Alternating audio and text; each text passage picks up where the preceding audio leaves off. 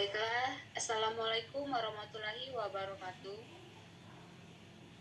Waalaikumsalam warahmatullahi wabarakatuh. Di sini kami akan mendiskusikan mata kuliah statistik dasar dengan materi distribusi frekuensi dengan anggota kelompok saya dengan saya sendiri Nur Putri Hidayanti dengan NIM 22080069 dan rekan saya Nur Aini Haryanja dengan NIM 22080073. Rahmadani dengan NIM 22080081. Baiklah, pertama-tama topik yang akan kita bahas pada diskusi ini yaitu bagaimana pendapat kalian tentang apa itu distribusi frekuensi. Bagaimana dengan Aini? Menurut saya, distribusi frekuensi adalah sebuah daftar, tabel, atau diagram yang menunjukkan frekuensi berbagai kejadian dalam suatu sampel. Baiklah, bagaimana dengan Rahmadani?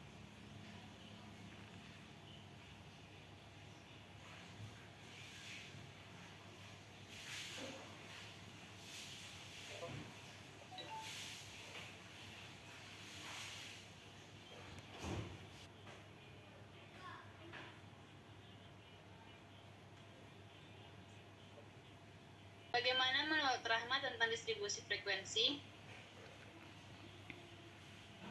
Menurut saya, distribusi frekuensi bisa dikatakan sebagai gambaran umum dari sebuah nilai yang berbeda dalam beberapa variabel penelitian dan frekuensi kemunculannya. Baiklah, sedangkan menurut saya, distribusi frekuensi adalah sebuah kondisi yang menggambarkan bagaimana frekuensi dari variabel atau gejala yang dilambangkan dengan angka tersebut sudah terbagi, tersalur, tersebar, serta terpancar. Secara umum, kata distribusi berasal dari bahasa Inggris distribution yang artinya pembagian, penyaluran, atau pancaran. Sementara frekuensi juga berasal dari bahasa Inggris frekuensi yang artinya keseringan, kerapan, atau jarak kerapnya. Di dalam ilmu statistika, frekuensi diartikan sebagai seberapa kali sebuah variabel yang dilambangkan dengan angka bilangan berulang kali di dalam deretan data angka tersebut.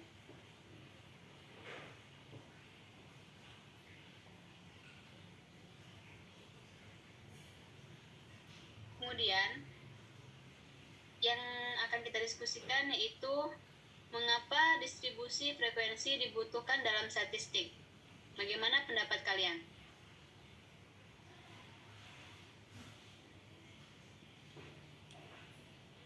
Coba ulangi sekali lagi, Bu, pertanyaannya apa? Ulangi pertanyaannya, Bu. Yang kita diskusikan yaitu mengapa distribusi frekuensi dibutuhkan dalam statistik.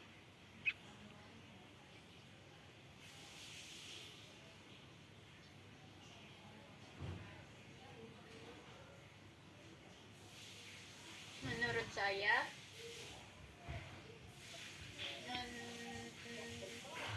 distribusi frekuensi untuk menyederhanakan penyajian data sehingga menjadi lebih mudah untuk dibaca dan dipahami sebagai informasi. Bagaimana pendapat ini?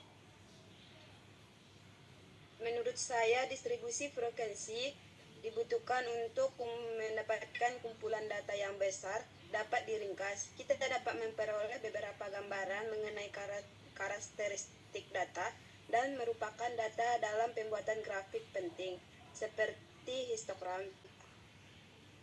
Ya, saya juga sependapat dengan kalian, yaitu saya sangat bermanfaat bagi dunia statistik dengan menggunakan distribusi frekuensi. Manfaatnya yaitu dengan penyajian data dalam bentuk distribusi frekuensi dalam penyederhanaan penyajian dengan menggunakan distribusi frekuensi.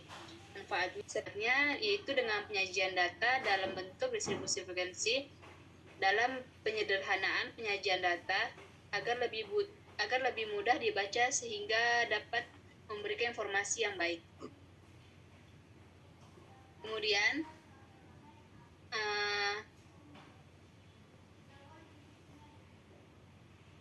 bagaimana dan jelaskan apa saja yang menjadi tujuan dari penyajian data tersebut.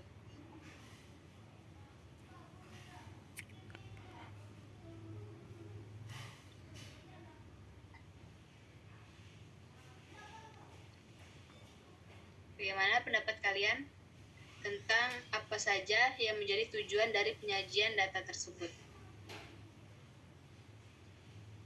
Untuk memudahkan penyajian, untuk dimudahi dan mudah dibaca sebagai informasi. Baik, Agar bagaimana data dengan Ramadhani? statistik agar data statistik mudah dimengerti, mudah dianalisis, sehingga proses pengambilan kesimpulan dan keputusan berdasarkan data menjadi lebih akurat. Baik, pendapatnya baik-baik semua ya.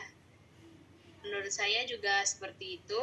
Yang pertama, dengan memberikan gambaran yang sistematis tentang peristiwa-peristiwa hasil penelitiannya. Kemudian, data lebih cepat ditangkap dan dimengerti. Lalu, memudahkan dalam membuat analisis data.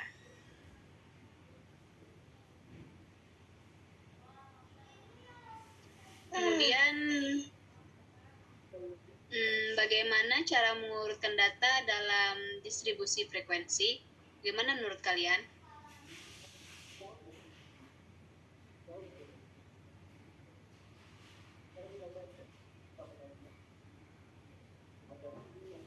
Baiklah, lalu diskusi selanjutnya yaitu bagaimana mengurutkan data distribusi frekuensi.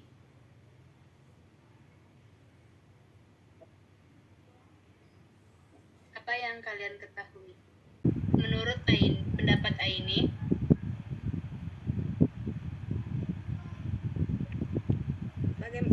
Satu, dengan langkah berikut. 1. Mengurutkan data dari yang terkecil ke yang terbesar. 2. Menentukan jangkauan dari data. 3. Menentukan banyaknya kelas. 4. Menentukan panjang interval kelas. 5. Menentukan ujung bawah kelas pertama. baik, ada sedikit tambahan dari pendapat saya, yaitu dengan menentukan ujung bawah kelas selanjutnya, kemudian menentukan ujung atas kelas pertama, lalu menentukan batas atas dari suatu kelas, lalu menentukan batas bawah dari suatu kelas. Saya ingin bertanya kepada rekan-rekan semua, bagaimana cara menentukan rank data? Cara menentukan Rank data.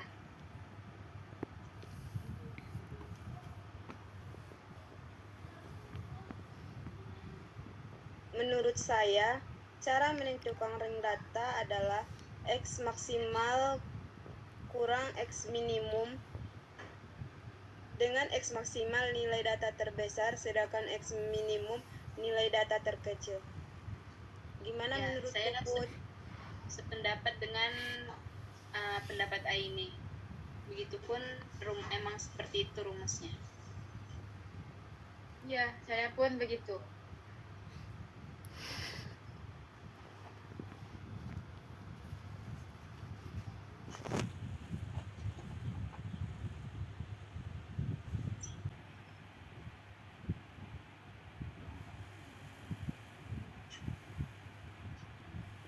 Apa saja langkah-langkah penyusunan tabel distribusi frekuensi kuantitatif berkelompok menurut aturan Stargest? Menurut pendapat saya, tahapan-tahapan membuat distribusi frekuensi yang menggunakan aturan strike, yaitu yang pertama menentukan rentang data, lalu menghitung banyak kelas interval, menentukan panjang kelas interval. Yang pertama menentukan rentang data, lalu menghitung banyak kelas interval, menentukan panjang kelas interval, tentukan ujung bawah kelas interval beserta kelas-kelas berikutnya, dan yang terakhir menghitung frekuensi setiap kelas interval. Bagaimana menurut kalian? Menurut saya sama dengan pendapat dengan Puput. Baiklah teman-teman, saya mau bertanya. Ya, silahkan. Jelaskan apa saja yang menjadi tujuan dari penyajian data tersebut. Jelaskan. Apa saja yang menjadi tujuan dari penyajian data tersebut?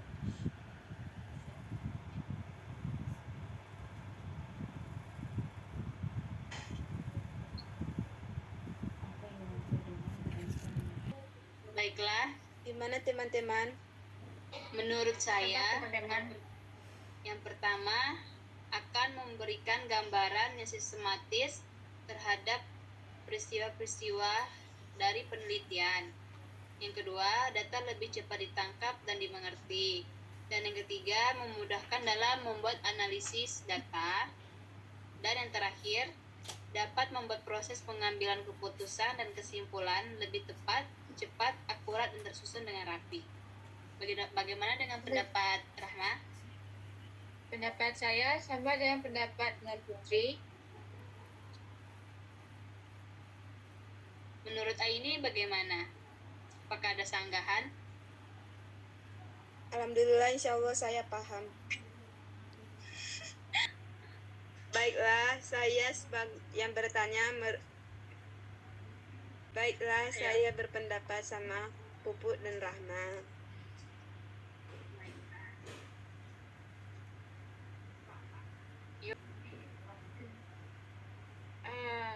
Selanjutnya, apa fungsi dari frekuensi di dalam distribusi frekuensi?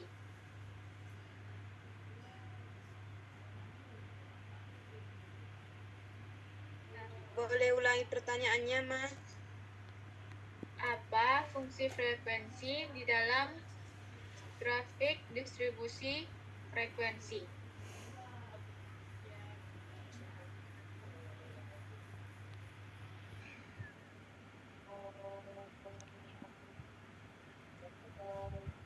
Gimana ini? Panas nih. Gimana Puput? Menurut saya, fungsi dari frekuensi dalam grafik distribusi frekuensi yaitu agar mempermudah penyajian dan mudah dipahami ketika dibaca sebagai informasi. Bagaimana dengan ini?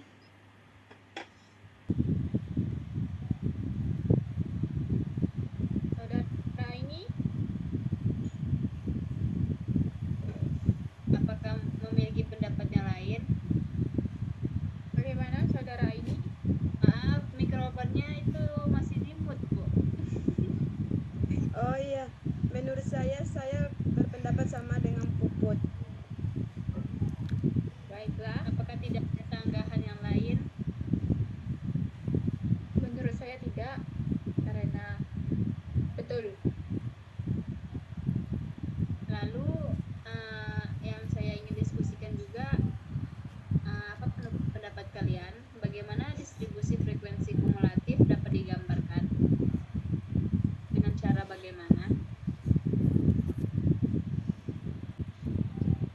Baiklah, Menurut jawaban saya, distribusi frekuensi kumulatif digambarkan dengan Ogiver, yang merupakan distribusi frekuensi kumulatif yang digambarkan diagramnya dalam sumbu tegak dan mendatar.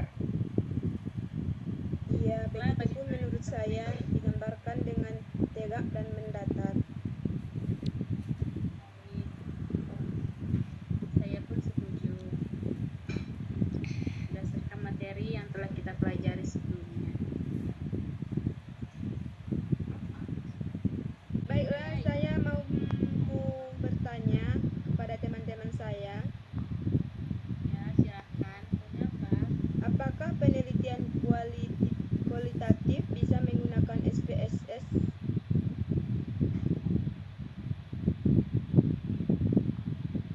Penelitian kualitatif bisa menggunakan SPSS. Baiklah, saya ingin menanggapinya. Itu bisa dianalisis atau bisa dianalisis dengan menggunakan software SPSS.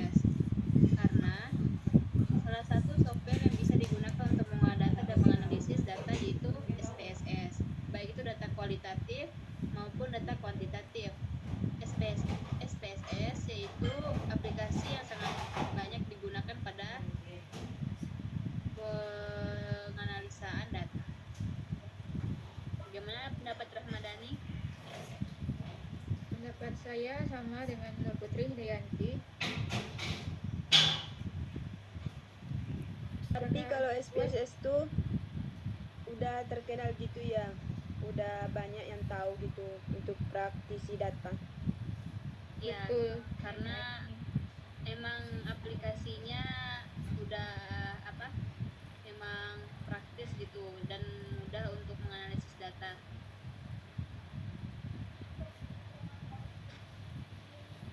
Dan kita praktikum pun menggunakan aplikasi ini.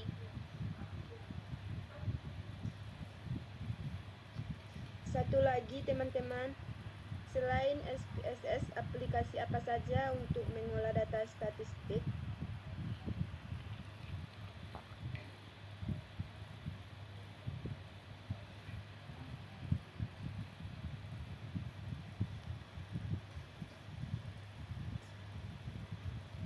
Gimana teman-temanku?